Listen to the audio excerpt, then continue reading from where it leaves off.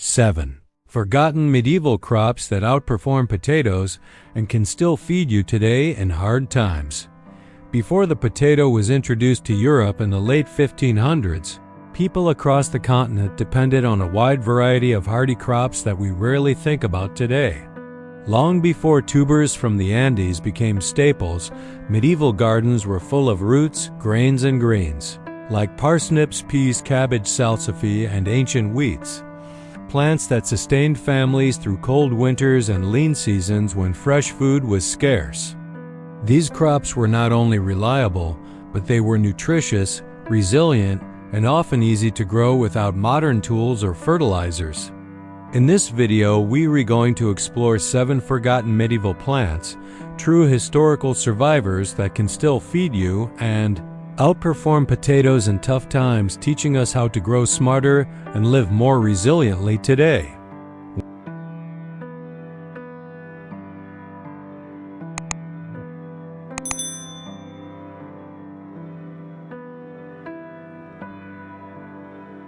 One, parsnips.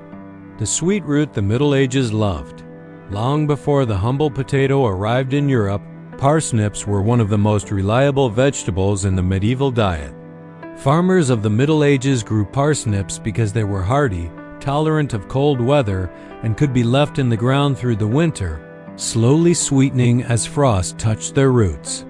This made them a precious source of calories and flavor when other vegetables failed or were scarce during the long, harsh months. In many peasant households, parsnips were mashed, roasted, or added to stews to bring nutrients and warmth to the table. What made parsnips particularly valuable in hard times was not just their resilience, but also their nutritional contribution. A single parsnip offers carbohydrates for energy, important micronutrients like potassium and vitamin C, and a good amount of dietary fiber to keep the digestion moving even when fresh greens were unavailable. In an era without modern storage technology, the ability to leave parsnips in the earth and harvest them bit by bit was like having a natural larder. This makes them a modern gardener's ally too, especially in climates with cool, unpredictable weather. Growing parsnips today is surprisingly straightforward, and they are still a practical choice for resilient food gardens. They thrive in loose, deep soil where their long roots can develop fully, and they benefit from a season that includes some chill. Many gardeners notice that their flavor improves after light frost, echoing the medieval experience of sweetness emerging with cold. For anyone interested in self-sufficiency or hardy crops that can feed you without complex care, parsnips are worth rediscovering.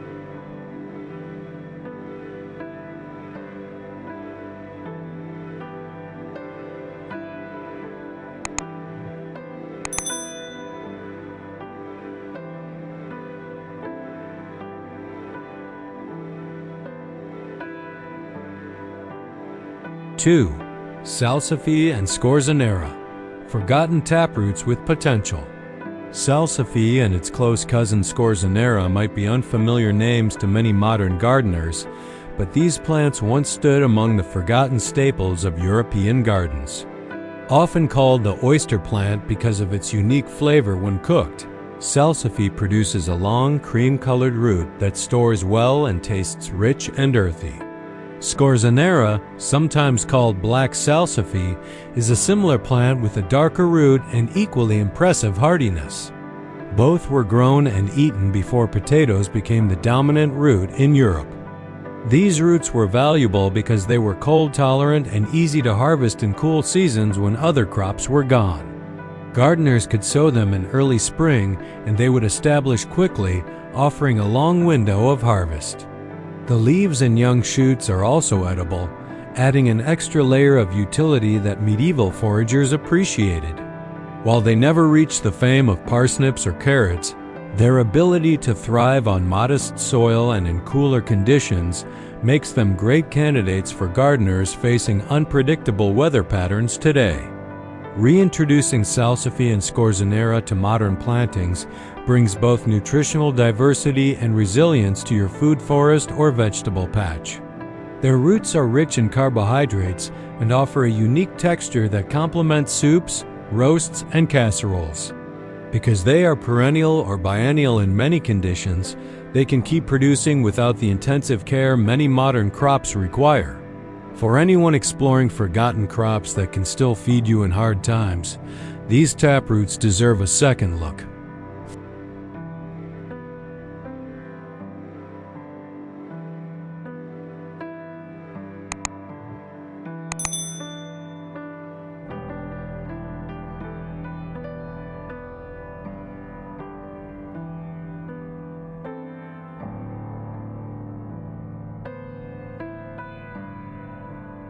Three, emmer and other ancient grains. Feed with history. Before wheat and barley dominated fields across Europe, emmer wheat was one of the earliest grains cultivated by humans and carried through the medieval era as a stable food source. Emmer's robust nature allowed it to grow in poorer soils and harsher conditions where sweeter grasses struggled, making it a dependable crop for communities that needed consistency over yield.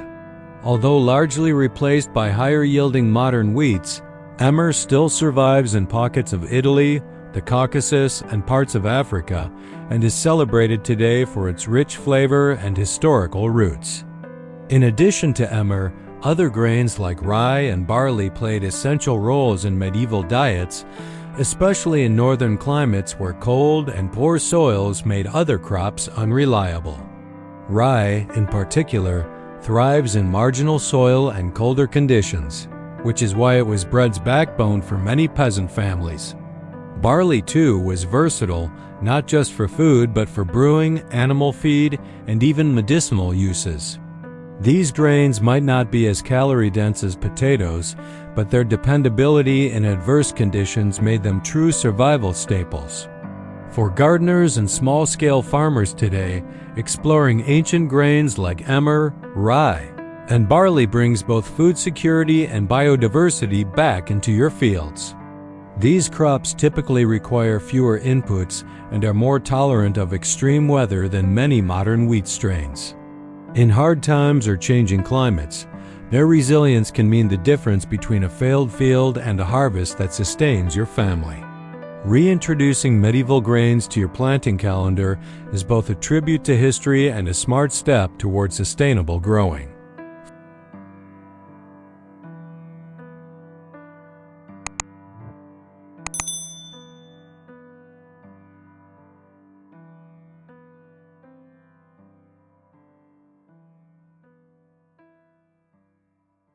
Four, skirret, the sweet root that hunger forgot.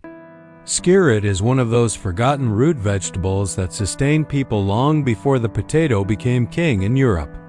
Its clustered, bright white, sweetish roots were a familiar sight in medieval gardens, prized for both flavor and ease of growth. Unlike many single taproots, skirret produces many edible roots from one plant, making it a generous choice for families who needed steady food with minimal fuss. For centuries, it was cooked just like parsnips or carrots, boiled, roasted, or even added to soups and pies, until the potato's arrival in the 16th century gradually pushed skirret out of favor. What makes skirret especially interesting for modern gardeners is how cold-hardy and undemanding it can be. Once planted, it can survive cool weather and isn't terribly picky about soil, making it useful in climates where other root vegetables struggle. Medieval growers appreciated this reliability, especially because preserving food through winter was always a challenge without refrigeration. The roots offer a pleasant sweetness and a unique, aromatic flavor that complements soups, stews, and roasted dishes, giving gardeners both resilience and taste in one harvest. In a world where people are rediscovering hardy, nutrient-dense crops, skirret deserves a place in your resilient garden today. It is not just a relic of the past, its perennial nature means you can sow it once and harvest for several seasons, and its roots offer real caloric value when other plants fail. Whether you're building a food forest, prepping for hard times, or simply broadening the diversity of your edible garden, skirret is a sweet forgotten treasure worth growing.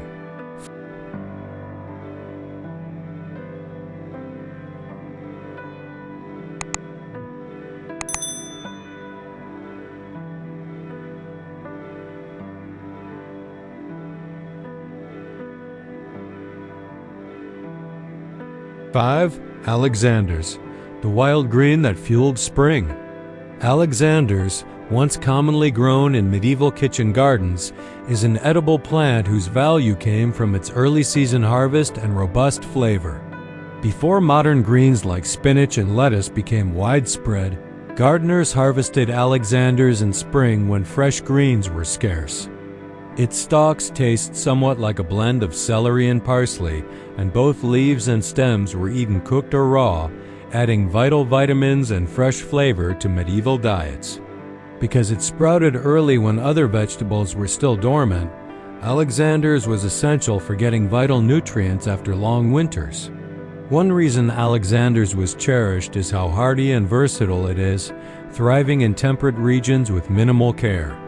Medieval households often grew it alongside other potager crops because it was reliable and nutrient-rich, right when people most needed fresh food. Gardeners could toss young leaves into pottage or salads, or cook the stems like a vegetable, making every part of the plant useful.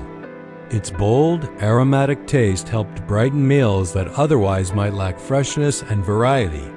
Today, reacquainting ourselves with Alexanders means adding a season-extending green to your garden that delivers nutrition early, when few other crops are ready. It is not just a historical curiosity, it's a survival green that can help fill the nutritional gap between winter storage crops and summer harvests. If you want to grow edible plants that feed you sooner and longer with minimal effort, Alexanders is a timeless choice worth planting.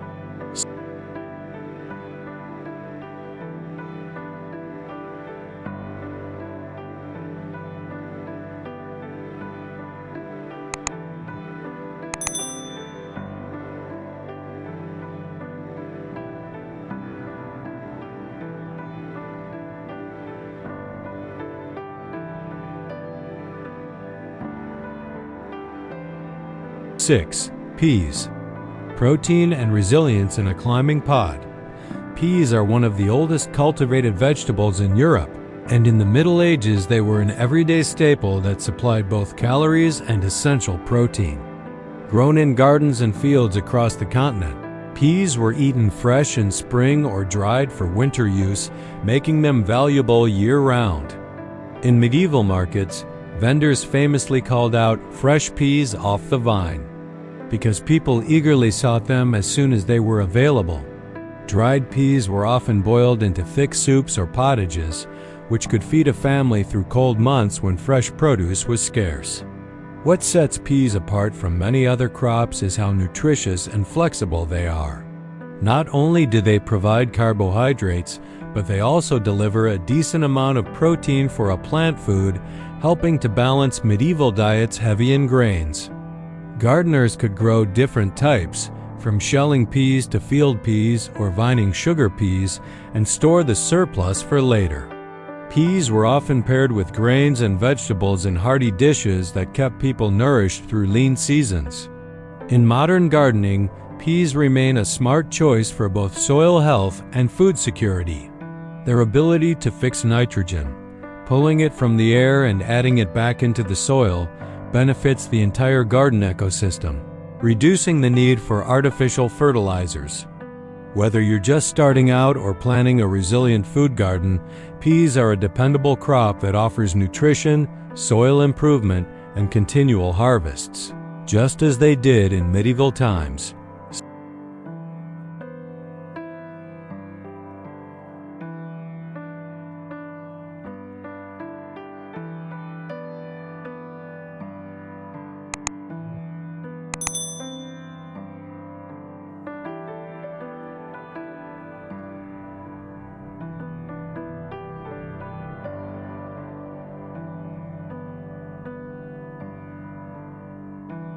Seven. Cabbage, the cool weather champion. Cabbage was a cornerstone of medieval gardens because it matured in cool weather, stored well, and delivered significant bulk and nutrition when fresh vegetables were otherwise unavailable. Historical records show that peasants and gardeners alike treasured cabbage for its hardy nature and its usefulness in everyday meals. Whether boiled into pottage, fermented as sauerkraut in later times, Or, eaten fresh, cabbage provided valuable fiber, vitamins, and calories through autumn and winter when other greens had faded. Unlike delicate greens that wither at the first frost, cabbage could withstand chilly temperatures and even benefit from them, sometimes becoming sweeter or more tender after mild cold snaps. In medieval times, families planted cabbage close to their homes so they could harvest it through late fall and often into winter. Its dense heads were simple to store in cellars or under straw, giving households fresh produce even as snow began to fall. For modern gardeners focused on resilience and year-round nutrition, cabbage remains one of the most reliable vegetables to grow. It thrives in cooler seasons when many other crops struggle, and its many varieties, from green to red to Savoy, offer both flavor and diversity. If you want a crop that can feed you through frost, supply key nutrients, and withstand the unpredictability of weather, cabbage is a perennial champ that has fed humanity for centuries.